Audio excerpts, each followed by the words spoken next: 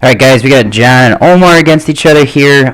We missed essentially the takedown off of this because I didn't want to have to chop up the recordings. So let's see how this match goes.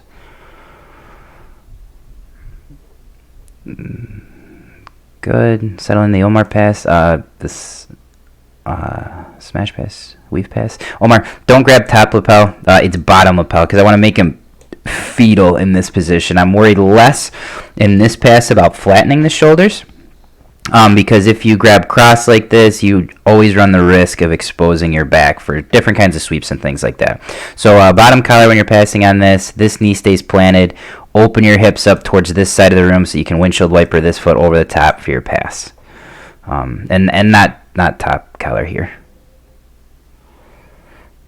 Because I can already see you kind of want to put your arm on this side of the body, which is can always be a danger. Yeah, we'll go over the weave past Omar. Got to open up your hips to the other side. Yeah, now you might be in trouble. Especially if John can get this bottom leg to the other side. Whoa! Nice spazzy white belt attempt at a truck roll. I like it. So did John, I bet.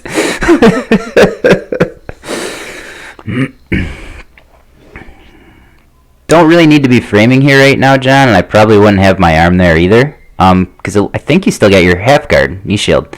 Yeah, you don't need to be pushing or framing at this point. Could be working on getting your underhook. If we're gonna do knee slide pass, the most important grip, which John now prevented, is having this hand grab the bottom hand, Omar. You don't even need an underhook on a good knee slide pass in the gi. If you can get this bottom arm, then all you have to do is pull it towards the ceiling. Once the ceiling's pulled, shoulder starts to come up off the ground, it becomes almost impossible to rotate up onto the side, because that's all they need to do, right? Good knee slide pass can also turn into this person basically coming up to the knees and turning this into a takedown situation. So all you have to do is prevent them from rotating their shoulders and getting up onto their knees. And the best way in gi to do that is bottom grip pulled towards the ceiling. And then second best is going to be underhook. Good, get your elbow. Look at that. Holy crap, John has been learning. Did not think this would ever occur. Come up to your knees. I would have stood right there, John, because remember now how we're playing it in class. If you make it all the way to your feet, you guys have to switch who's on top and bottom. Because Omar had such a big disconnect there. That's you have that kind of disconnect in a tournament, somebody's just going to stand up on you unless they're tired. Ooh, careful about bringing that top leg in as low as you did. John, that'll get you past. Same idea. Go for that grip if you're going to do the knee slide pass. If not, looks like you have 100% going. Start to shift your hips in this direction, Omar. 100%. Now you're in weave. Now you're in close guard. John has a devastating close guard. You need to wedge your hands in between. Omar, to split them. So wedge it in between. This arm is not in a good spot. It's not really helping you with anything. What the? Guys, I was being completely facetious when I said John has a good close guard. I didn't even know he knew how to do a guard. Omar, I don't know how tight that was. Maybe it was super tight because John is kind of an ape. But let's go back to that just a little bit. This arm right here isn't doing you any good, Omar. I'd like to see you, because so if he's going for a cross collar choke here, this hand needs to come out this way and then pummel in and through. Okay, right now where it is literally not doing anything, and if you're cranking your elbow down, you're probably actually making the choke tighter on yourself, which is funny. It's alright though, keep working it. Alright, back at it, guys. Omar, no heart attacks. I literally won't look at you, and I'm going to turn to look away. I don't need that.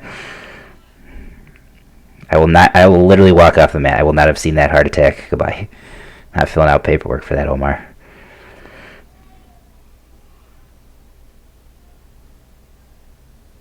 Omar, just coming past to the side. Both of your feet were already past his legs.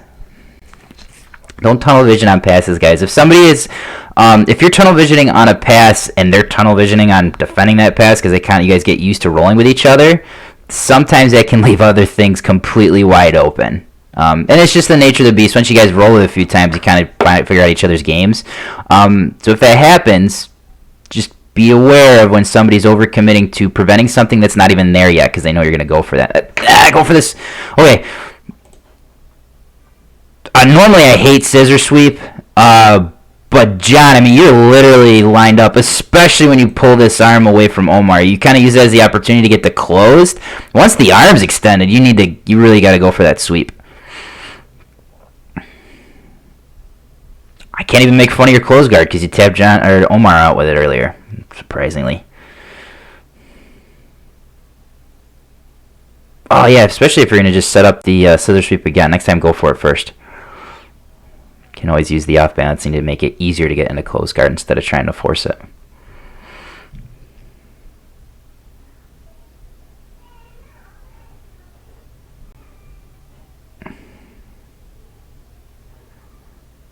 Omar, just one thing. Just be careful when you're hanging out in somebody's close guard. So this is why you can get off balance on the scissor sweep, Omar. Do you see how your hip line is outside of your knee line here? So you obviously can't see it from this angle, but if I was to rotate the camera directly behind you and we were going to draw a line for your legs, so let's say these are your hips right here, your leg is slightly in like this, and here's your knee, and here's your hip. So the line is like this. As soon as our post hits 90 or less, it's no longer a post that can stop the force in this direction, right? Because I have nothing to push off of in this direction. So this is just something to be aware of, guys. This is why we talk about having wide bases. So if this is my hips, I want my knees out like this so that they can reinforce anytime somebody tries to move you in this direction. This angle allows you to push back. Same thing in here, okay? So if at any point you're going with somebody and hips are neutral, but those knees are turned in, maybe even like this, they can only stop a direction change in this direction. They are very weak in this direction because they've taken their own post away. So if at any point this happens and you can generate enough momentum to hit this spot, they're not going to be able to push back in and you've got to sweep. That's basic sweeping mechanics for anything. So you always want to think either hips or shoulders. And it's either legs or arms. So depending on hip orientation and shoulder orientation and posts, if at any point you can make these lines with posts start to go in, then you know you've got to sweep in those directions, or at least vertical. That's my, because on very, very good guys, you're not going to have that happen. So if you can make the post line vertical, you're good to go on that sweep because it's very difficult now for them to push back in. Okay? That's sweeping mechanics for literally everything. So you always want to think you've got those planes to work with. Okay? Takes some getting used to, but that's how you kind of want to visualize people. So you almost think of people like a car. So if I was going to be looking down at you from overhead, so from up here down on you guys, visually I want to think of everybody like this. So this is your guys' bodies, shoulders, hips, okay?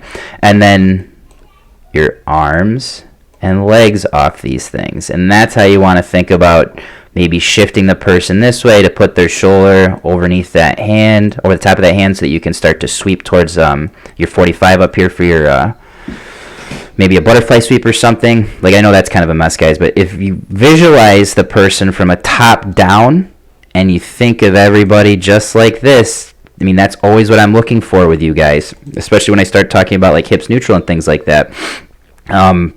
That's how you want to think about sweeps. So if I'm top down and at any point your arms or legs, let's say they were posted out, but then everything shifts. If at any point that post comes directly underneath the shoulder joints or the hip joints, you no longer have a post. Okay? Sorry guys, that was a little bit long, but that is super, super important conceptually to think about when you guys are training. Another weave pass attempt, Omar. I like it, but if he's not going to stop that, grab that. Now he's got the grip on your hand, obviously, but he didn't at first. You went for his hand at first.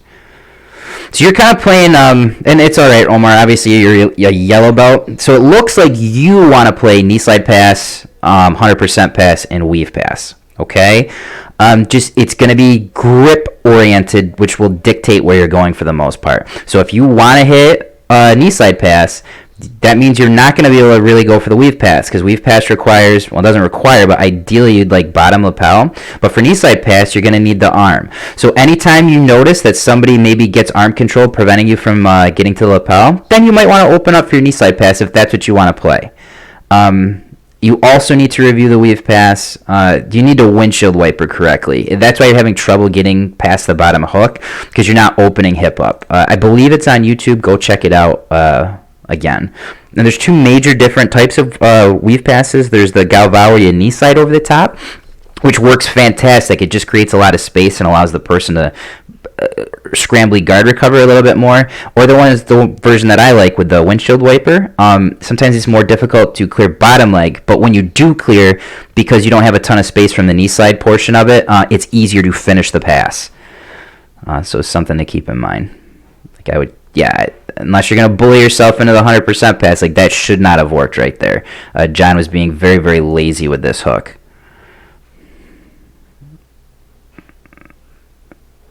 And that's the match. Good job, guys.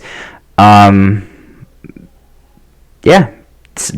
you surprised me there. You did a lot more right than I thought you were going to. And good job, Omar. Just review those passes that I mentioned. Good job, guys.